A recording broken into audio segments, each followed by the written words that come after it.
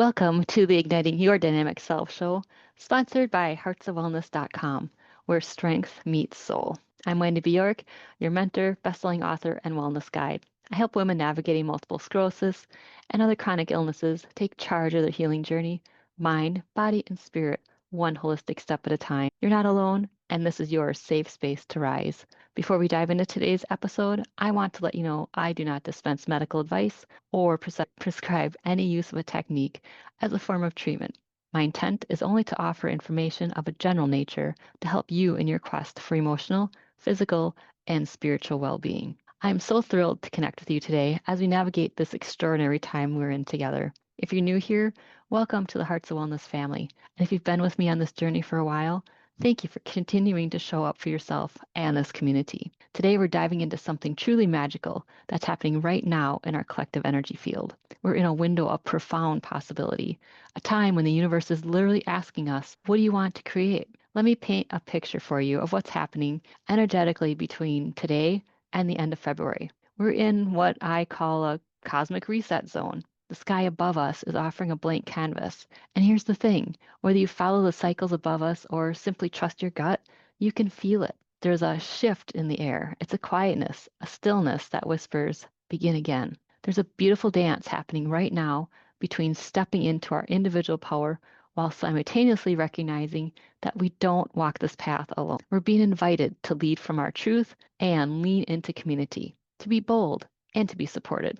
It's not either or, it's both.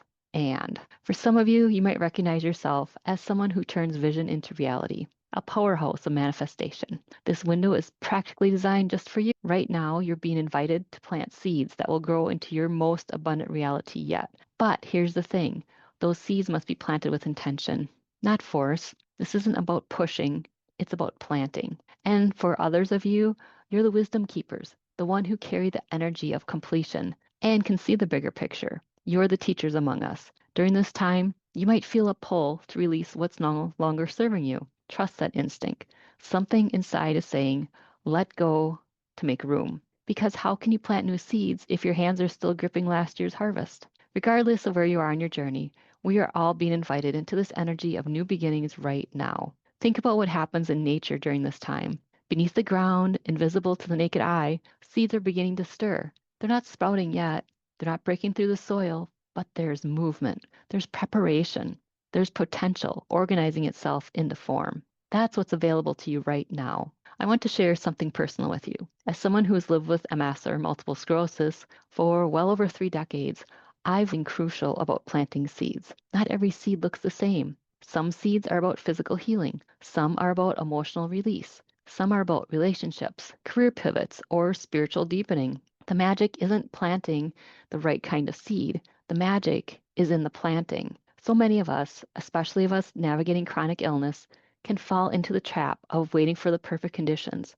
We think, when my symptoms improve, then I'll start that project. Or when I have more energy, then I'll make that change. But what if the seed you plant today is the one that creates the very energy you've been waiting for? I learned this lesson the hard way. Years ago, I was waiting for my body to cooperate before I'd allow myself to dream. I was holding on to my desires. I was holding them hostage to my symptoms. And then one day I realized the MS isn't going anywhere, but my dreams, they were withering from neglect. So I started planting seeds anyway, small ones at first, a conversation, maybe a course, maybe a mentorship, a commitment to myself that I would show up even when my body was challenging me. And you know what? Those tiny seeds, planting without fanfare, without perfect conditions, without knowing if they'd grow, became the foundation of everything I do today. They became Hearts of Wellness. They became my books, my speaking engagements, and this very platform where I get to connect with you. Here's what I want you to understand about this particular window of time. You don't need to have it all figured out. You just need to be willing to plant. Let me give you a practical way to work with this energy. First, get clear on your intention. Instead of, I want to feel better, try, I intend to honor my body's wisdom and advocate for my needs. Instead of, I want more abundance, try, I intend to recognize and receive the abundance already present while creating space for more. Secondly, to physical action. Energy without action is wishful thinking. Energy without action is just wishful thinking. If you're planting a seed of better health, schedule that appointment. If you're planting creative expression, buy that journal and pen and write the first paragraph. The action doesn't have to be big, it just has to be real. Third, and this is crucial, release attachment to the timeline. Seeds have their own schedule. You can't force them.